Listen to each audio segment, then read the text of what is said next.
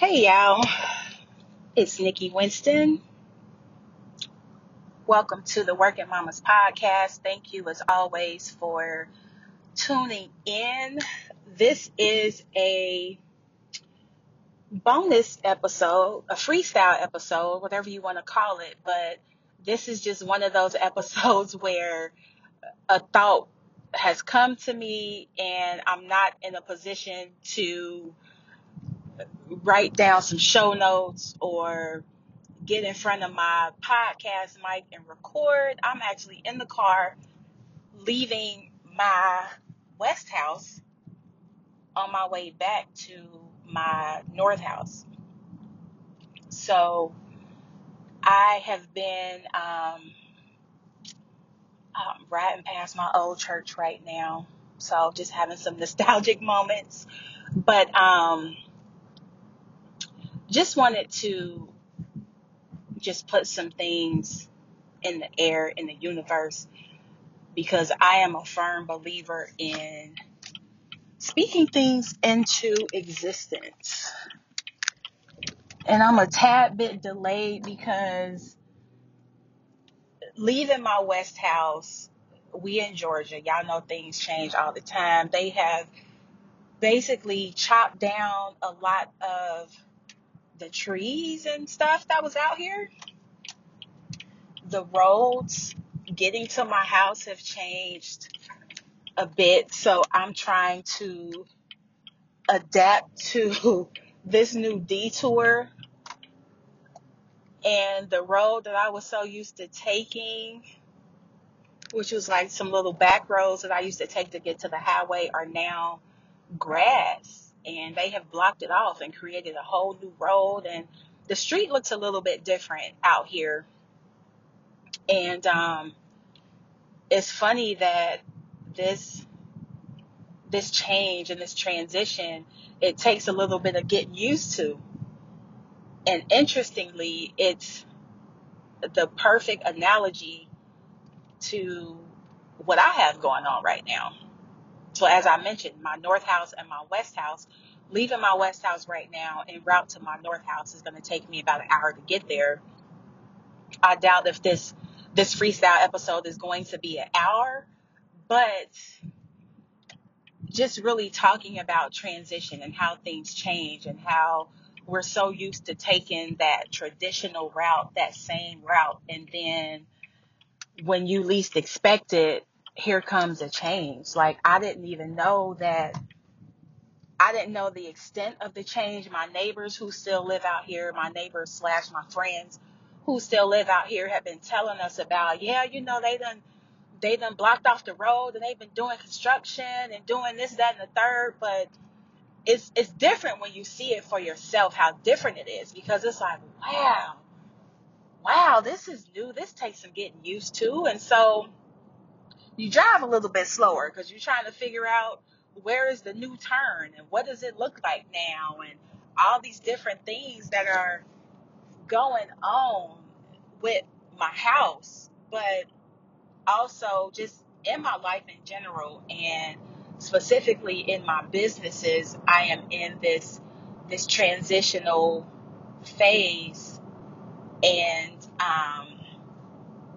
I'm that person, when everybody zigs, I zag. And with all of this zagging, I'm creating the blueprint. I'm creating the path that I want my businesses to take. And it might not be the right one, but hell, it might be the right one. It might be the perfect one. It might be the one that the world has been waiting for. And it might not be. But in the spirit of being realistic, it might not be. But in the spirit of being optimistic and believing in my ideas and what I'm creating, I'm telling myself and I'm telling the universe that this path, this non-traditional path that I'm taking, is the right one. So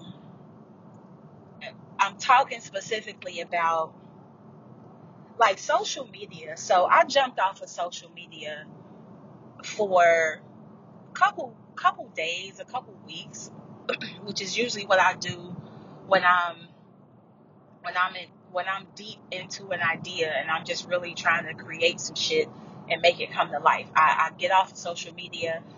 I leave behind all the things that are not conducive to me getting to where I want to be as far as my path and my businesses are concerned. And I watch my social media metrics as far as like the people who watch my stories. Well, I used to check all the time and watch the people and see who's watching my stories and just get a feel for who the repeat supporters are and who the new people are. But my engagement had grew so much to where it was like 400, 500, 600 people watching my stories. And I'm like, I don't have time to scroll through and look at all these people. And, my posts would get the same type of engagement. The 500-600 people were the people who were watching my Insta stories. And I remember earlier this year, I would create my Insta stories and I was trying to like put the hashtags, the popular hashtags, so people could find it and they could get more engagement. And the engagement still wasn't growing. So I just said, fuck it. I don't have time to try to figure out this Instagram algorithm, who's doing what. And to be honest, a part of me don't really want a whole bunch of people seeing what I'm posting because I'm just not that person. Like, I'm not the person to create content to be out there. I like to put out shit that I think is important to people and what I feel like is going to help somebody. So I use my metrics to gauge what's getting the most traction and what people are paying the most attention to. And then that's what I focus on putting out, but then I'll still put out other things. Like when I look at my podcast metrics, for example, the two most frequently downloaded episodes are number one, the CPA exam episode, where it's CPA Q&A.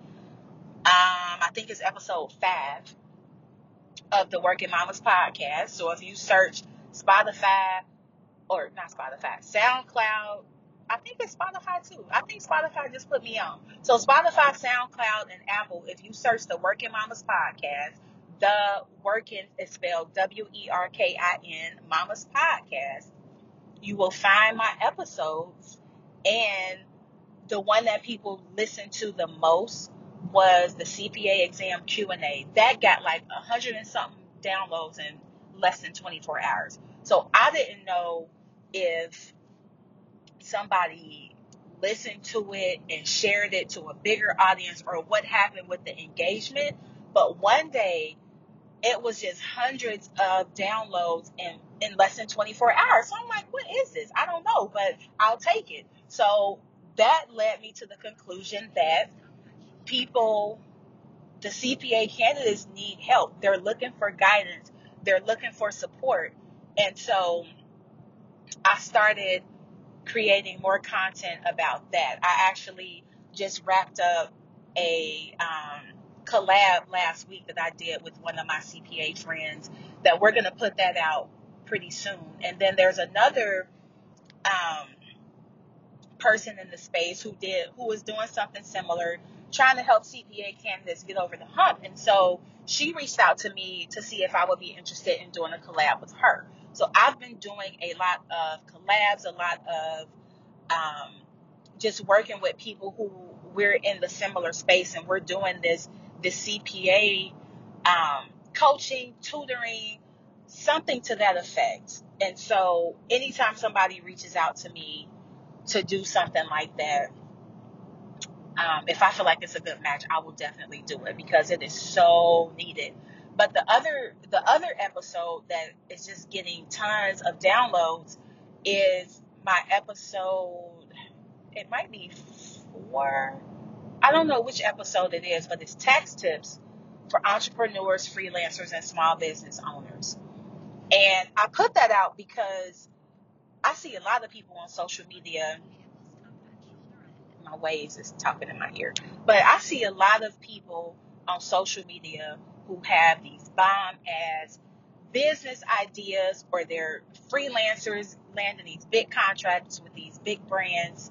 And I just see people doing amazing things, but then when it comes to making the money, when it comes to handling the money, when it comes to trying to grow the money, they just don't have the know-how or the knowledge. And that's my background as a CPA, as a fellow entrepreneur, as a Black girl in a space that's dominated by white men who are baby boomers. Just, we just gonna keep it 1,000 on here. We all know that the accounting industry is dominated by mostly white men. And I did a presentation a few weeks ago to some CPA exam students, and we were just talking about the metrics of not only Black CPAs, but just minority CPAs. So Blacks, Hispanics,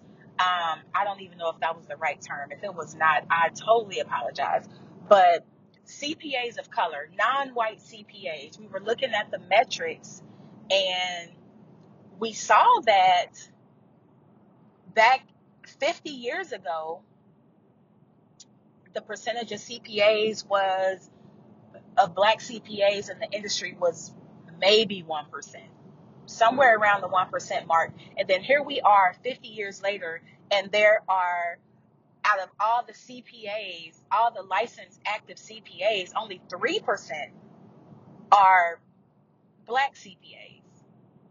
I don't know if they were looking at Black CPAs or CPAs of color in general, but the bottom line is we have some serious work to do if in 20 years we've only increased the number of CPAs of color from 1% to 3%. That is a dismal number. I mean, just so defeating and so unmotivating. But then, me being the person I am, I had to peel it back a little bit more and say, okay, let's unpack this. What's driving or what's not driving this number? And looking at the numbers, we see that Black CPA candidates quit the exam journey, the CPA exam journey, at 3 times the rate of white candidates and maybe double the rate of Hispanic candidates. And it got to a point where it was like, if a Black candidate fails one section of the exam, they take the exam the first time and they fail, and then they just don't do it again. They just quit after the first fail. And I'm sitting up here like, really? Really? Says the person who sat down in front of that computer 13 times? You quit after the first time? So that's why I do what I do when it comes to CPA review, trying to get candidates over the hump and really help them to be successful on this exam because of those beyond lackluster statistics when it comes to us staying the course and getting the